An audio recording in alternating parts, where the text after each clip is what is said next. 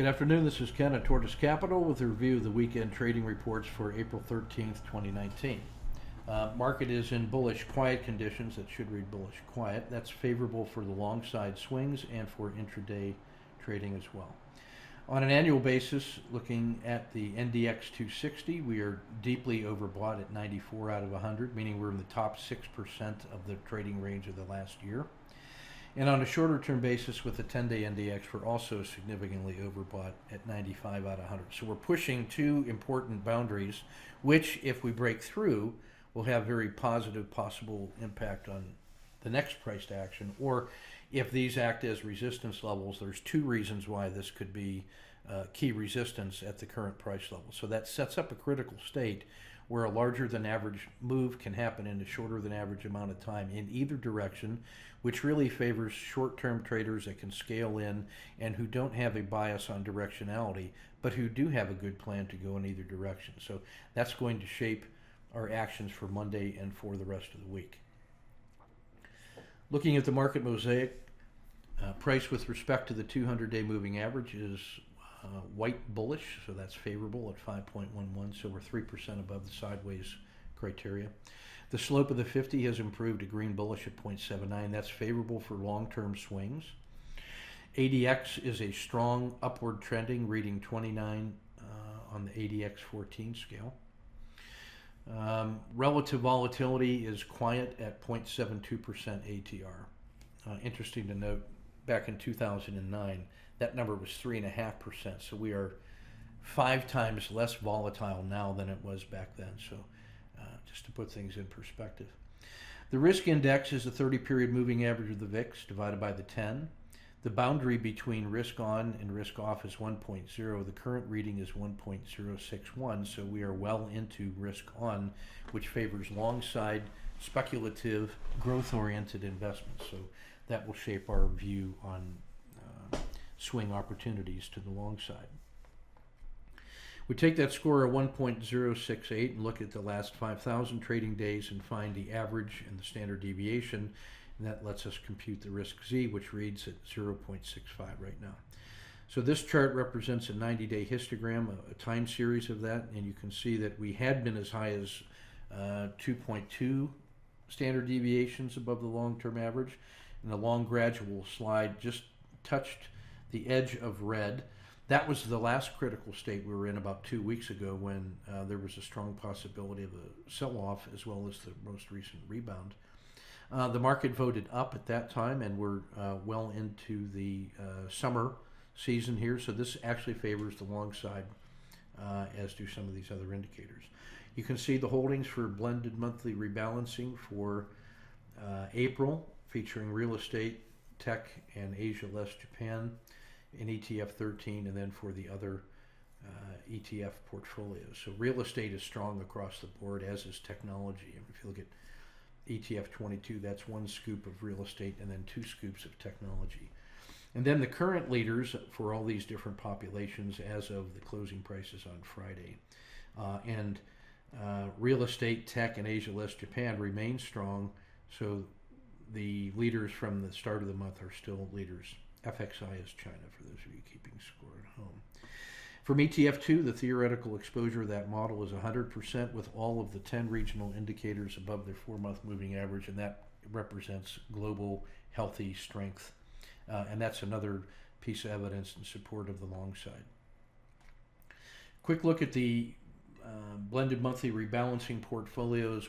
We blend the 3 and the 6 month for that formal system, but we've added the 1 week and the 1 month just to get an idea of tactical changes, which helps us actually set up some swing trades for these long-term leaders. Real estate and tech and Asia less Japan still remain at the top, and they had reasonably good weeks. The only ETF that got smacked this past week was Latin America, down over 4%. 2 months ago, that thing was at the top of all of these portfolios, and so these regional indices, it pays to watch their performance because they can swing in and around the rest of the market, and in those swings we have opportunities to take short-term advantage, and that's why we added the 1 month and the 1 week scores. ETF 32 adds a bunch more countries and more narrowly defined indices, you can see most of them are on buy signals. You can see that agriculture in Brazil are on a cash signal along with gold here at the bottom of the stack. Brazil also got smacked hard this week. And at the top, it's really all the forms of technology, and even consumer discretionary. XLY though has been doing pretty well. The one that really stands out from this past week is financials, which XLF, that spider, was up almost 2%, while the rest of the market was kind of mucking around. So that might be an area of outperformance, especially when you look at that it was below average over a month, but exceptional this past week. I'd be looking at financials as a potential sector leader if we see strength in the market. So if the market is up and financials are doing better, that's where we would head to. There's some leveraged financial ETFs we can use, as well as looking at some individual symbols like JP Morgan, American Express.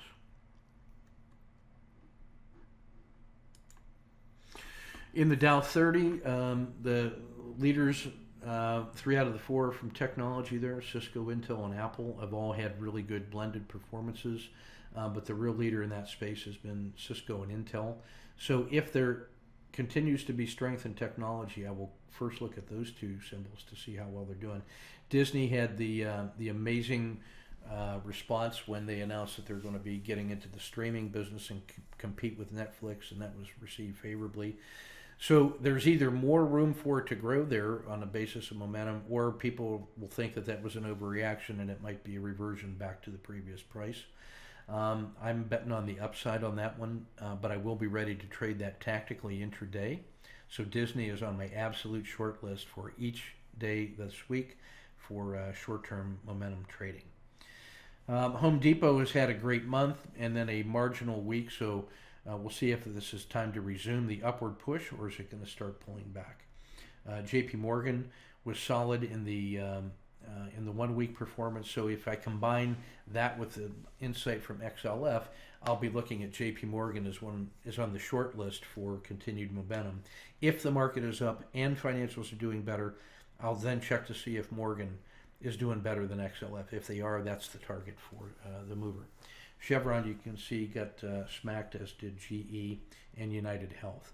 United Health has been so bad for so long in every measured time frame that it's probably deep in the winter and maybe en route to a washout pattern. So we'll be looking at GE and United Health for that regard.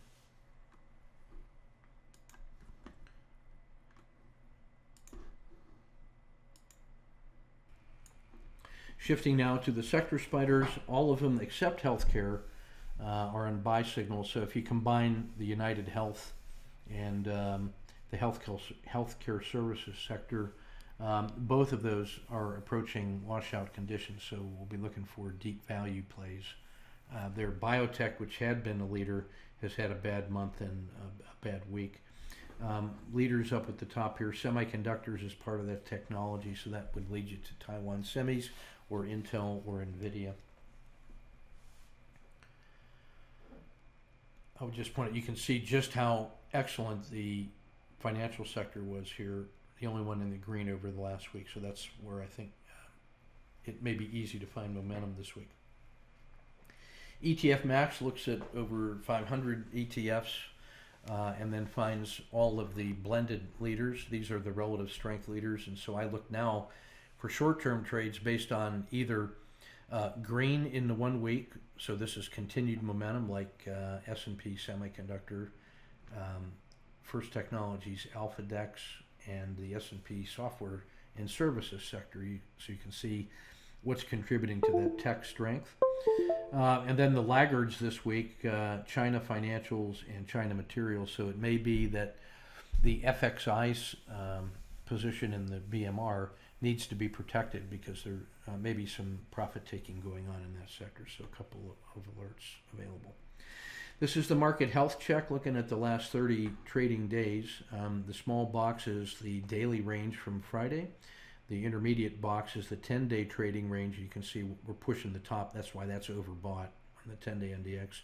And then the 30-day range is the bigger box, and I notice we're well above the Bollinger Band mean. We're above the RL270, which is up. We had just completed a long sideways move that led us into the fall, and it got near the zero line, and then voted up. So in the summer here, like 5 or 6 days ago, and now this is a resumption of that move. So I see three higher lows. And a nice upward oscillation, and we're pushing near all-time highs here, so that looks favorable to me.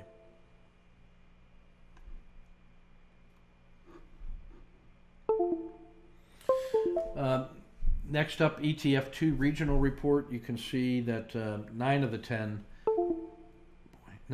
symbols are on a buy signal, so this should actually read 90% invested, 0% or 10% cash on the basis of 9 out of 10 are favorable. The S&P is better than EFA, so we look at the strength column. We see the S&P at 55 is stronger than EFA at 48. So all other things being equal, it's the S&P better than the rest of the world. And then inside the U.S., it is technology, then large caps, then mid caps, then small caps in terms of priorities of targeting. And then the two strongest sectors are the S&P and technology, followed by the two weakest sectors, Japan and Latin America. Inside the sector spiders, it's clearly tech. Boy, oh boy, I wonder why that is doing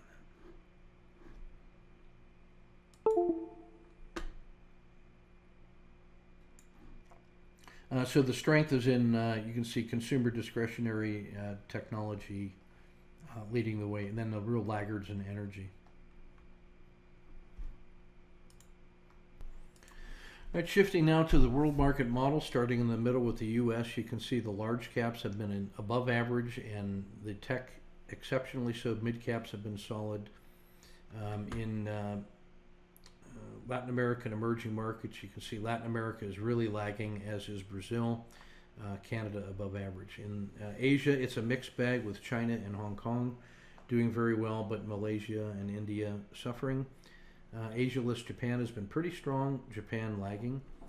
And then in the other asset classes, U.S. real estate really dominating. And then commodities, gold, silver lagging. Now the energy sector has been bad, but oil has actually been a strong commodity, so it may be just the U.S. energy sector is suffering. It wouldn't surprise me to see them start to recover as oil improves. Looking at the top relative strength leaders using the ETF2 lens, those symbols that are green in strength and consistency have been long-term leaders. Those that are green and white are recent emergent strengths. So this move in technology and Vanguard growth is relatively new, so there's more room for that to grow in the technology space. So it wouldn't surprise me if any of these leaders continue to lead, but I'll be looking for more buying in the technology area, not less. ETF liquidity report looks at the 30 most liquid ETFs based on average daily dollar volume of the last 30 days. You can see the S&P at the top of that stack. So these are all very liquid and can be traded intraday. The ATR percentage is color-coded, so those in the green are both liquid and very volatile on a daily basis, so they make excellent intraday trading candidates, such as Brazil, energy, gold miners, oil and gas, semis, regional banks, and the S&P biotech.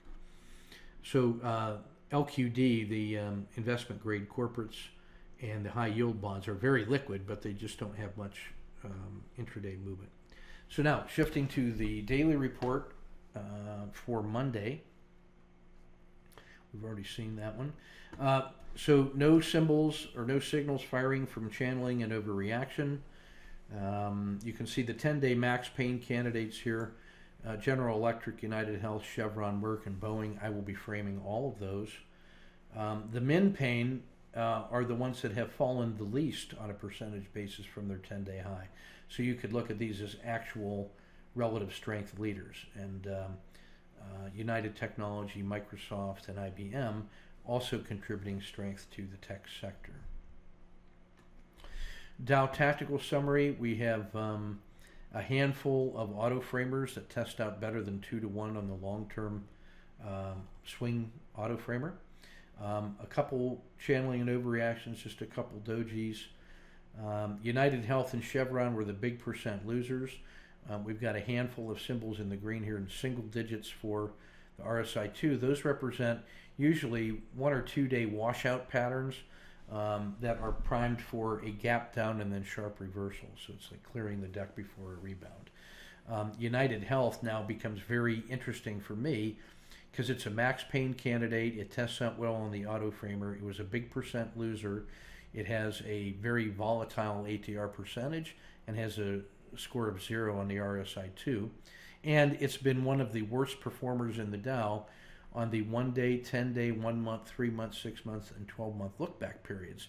So this has been so horrible, even on the NDX, as you can see, it made new trading range lows across the board. It's so horrible that it may actually be good, so I'll be trading that. Now, all of these that are down here in the NDX that are in the green are all things that, when they score better than 100, they made a breakout from their trading range of that look-back period. So you can see something like JP Morgan scored 173. What that means is that if you took the last 10-day trading range and took 3/4 of that range and added it to the previous 10-day high, that's how far it moved. So that's an amazing performance and might signal a breakthrough. And then Disney had an NDX of 257. That's how big that gap up occurred. You don't see that behavior all that often, but when you do, it's certainly noticeable and signals a sea change in their business model. So tactical traders are going to have a field day with Disney because that discontinuous price action now sort of invalidates all of the forecasting that had been made previously. So this is a fresh new start for Disney. Conversely, United Health with that big breakdown, and so did Chevron. From extreme conditions come extreme results, so we'll be looking for a lot more volatility and short-term movement in those symbols. ETF 30, the same lens, but again, you see a lot of breakouts to the upside, and only a handful of symbols that broke down. Brazil, treasuries, and healthcare, and so therefore they're on my short list as potential rebound plays or as continuations of that pain. Their RSI2 scores were also correspondingly low. Lots of dojis, though, to choose from, so some of the ETFs were just marking time and patiently waiting to see what U.S. leadership would do, is what I'm sensing here. So still a lot of good targets from the ETFs, maybe more so in the Dow. But TLT is at 4-to-1 on the auto framer, and gold is 2.3-to-1 on the auto framer. So these provide some possible swings as well. In the daily pinch and stretch report, the most positive Z stretches, these are how many percentage points above their Bollinger Band mean they are. So Disney at 12% above the middle of its river, that's a 4 sigma move away from its previous Bollinger Band mean. So that's how massive that move was. Morgan and Dow both had big strong moves as well. So these are like the short-term upside anomalies. Column 2, the most negative Z stretches, same thing but to the downside. So United Health and Merck, both well over 1 and 2.5 standard deviations below their long-term Bollinger Band mean. So that represents either the beginning of much more pain or a possible buying quality on sale. So I'll be framing both of those. That's really the max pain setup in that sense. The most expanded pinch box, column 3, these are the symbols that over the last 30 days have been exceptionally directional, and so the river has gotten very wide. Disney was already very wide at a 2.59 Z-score, and then the next widest one has been Home Depot. You normally get this when you've had a swing trend that is already fully manifested, and the river got very wide because of that directional move. So this either sets up the possibility for a continuation of those trends or a long reversion back to the mean. And so we'll be looking at both of those considerations. Now, the fourth column, the most compressed pinch box, the ones that are in the red, the width of their river is so narrow that it's abnormally narrow. So metals and mining, utilities, and Intel are all exceptionally pinched. Now, what makes Intel especially interesting now is that the river is pinched, but it was one of the percent performer leaders in a very strong sector. So that tells you that the move in Intel is a recent phenomenon, and there's a possibility for a lot more follow through. So that's why Intel is on the short list. The daily super pinches are those symbols where the river is narrowly pinched, but also the four regression lines, the 10, 30, 90, and 270, are all in proximity to each other. So at this moment, not only is there a lack of volatility, but there's agreement on what fair value ought to be. So the next thing that is likely to happen is sharp moves in either direction. So that's one of my favorite daily swing setups, is finding these super pinches, because now you have lots of room for the momentum traders to begin pushing it around and then creating excellent swings from a narrowed start position. The auto framer maps out the structured trade frames for symbols that test better than 2 to 1 on a simple retest of the 10-day high, and then using yesterday's range as a execution risk. So Boeing has 4 daily ranges to get back to its 10-day high, and so it tests out at 3.9 to 1. And then in the framing data, you can see all the mechanically applied rules that tell you where the mechanical entries and position sizing stops are.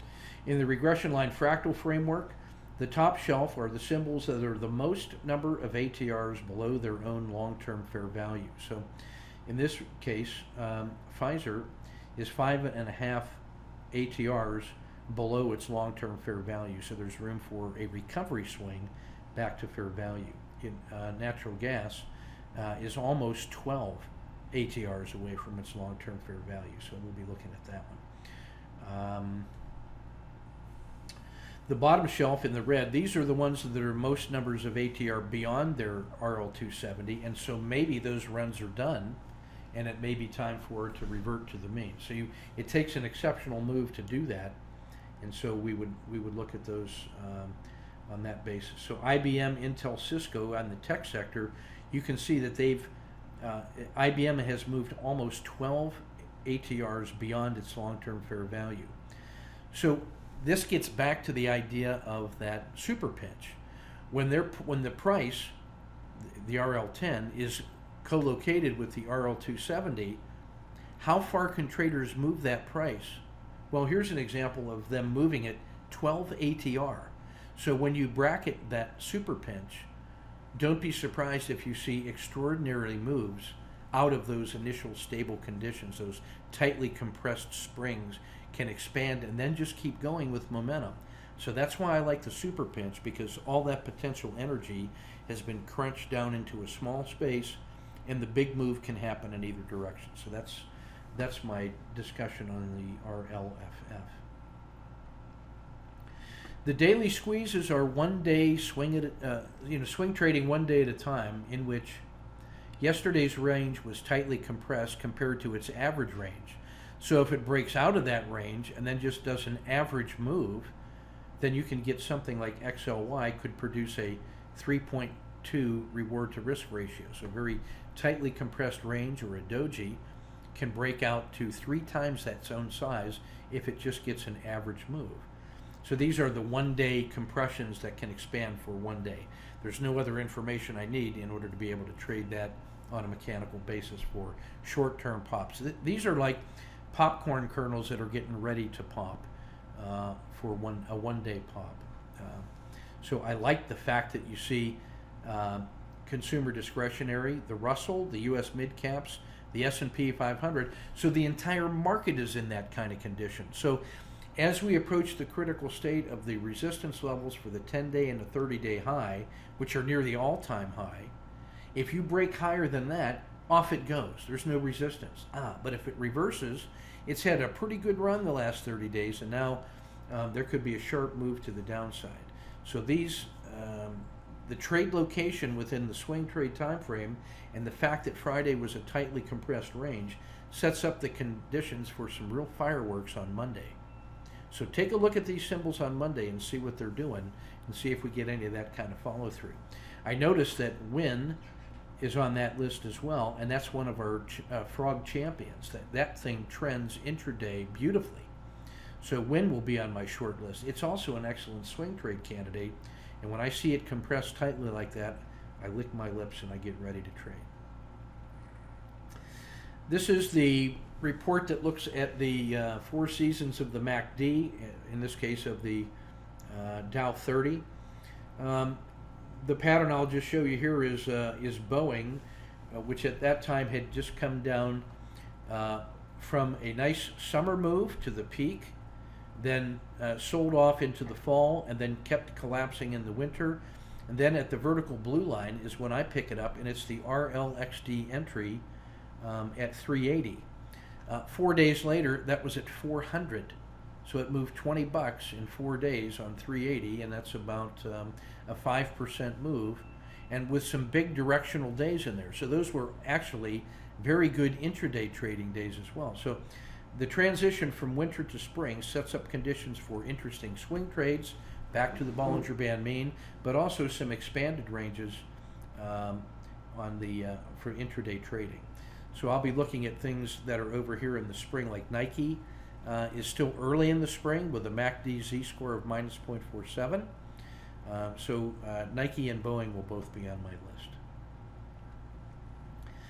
This looks at the ADX 14 statistics. So the ADX is a measure of trendiness, strength of trend. And this reports the trend characteristics of each of these symbols over the last 500 days. It tells you what is normal and what is abnormal when it comes to strength of trend. So the S&P Technology XLK, which has been leading the way, has an ADX of 34. That is so strong that it has a Z-score of 1.3. So that's abnormally strong as a sector, which tells us to be careful about overly committing to it now. We hopefully had been able to catch that as it began to trend and then rode it on the trend, and now this is more of a warning that be careful, that there may be some profit taking. And so when you look at the average, the +1 and -1 standard deviations, this gives you the range of normal for that ADX. With a reading of 34, that's greater than the average +1 SD, and that's why the Z-score is high and why it gets flagged in the green. So those at the top of this list are the ones that have been leading the way in terms of strength of trend. At the bottom of the list, in the red, are ones that have been exceptionally untrending or sideways or choppy. Latin America, which had been brilliantly strong, is now brilliantly weak, and that's just how sharp that move to the downside has been. Energy is weak as well. So these sideways low ADX scores are ones that where the conditions are ripe for the next phase of a trend, which could, if we got lucky, we could hook into that and then it could grow all the way to the top. So from those choppy conditions, trends can emerge, and we want to be on the lookout for that on swing trade time frames. So I like looking at the extremes on this report. The market mosaic here are just some additional indicators about the market conditions themselves, which affect all the things that I am trading. Chart 1 is the 30-day regression line in blue. You can see the polynomial regression line shows a slightly upward bias, so it's actually getting stronger. It's hinting at a stronger move. When I look down at the Z-score of that, I can see that the blue line has crossed its 10-period moving average and now to the upside because it made that crossover near the long-term average. That tells you that this is still very early in the upward move and that potential for another strong upward trend can occur if it can break through those 10 and 30-day highs. As a point of comparison, chart number 2 takes a look at the last 180 days, and you can see that this slight reversal to the upside followed after a 4 sigma move off this double bottom when it was horrible, and then this entire strong move, which was one of the best 30-day performances in the last 10 years. The strength of trend went from horrible to very strong, pulled back to the long-term average, and now it's just starting the next upward leg. So that's why I say that this sideways pattern that you see here over the last 6 out of the last 7 days It just voted to the upside on Friday, so that may have been the pause that refreshes. And rather than revert to the Bollinger Band mean, it's now starting the second leg up. That's part of the argument for a potential upside move. And you can see that the strength of the stretch away from the 200-day moving average still has some room to go. So there's still another 5% to the upside available in the S&P, and that will be good for everything in the Dow.